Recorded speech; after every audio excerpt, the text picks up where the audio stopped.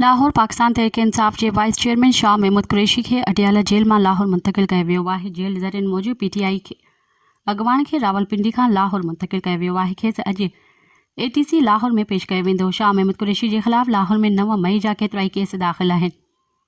ज़रियनि ॿुधायो आहे त शाह महमूद कुरैशी के सख़्त सिक्योरिटी में सुबुह सवेर लाहौर मुंतकिल कयो वियो आहे। पुलिस अडियाला जेल में 9 मई के केस में शाह महमूद कुरैशी खां जांच बि करे चुकी आहे।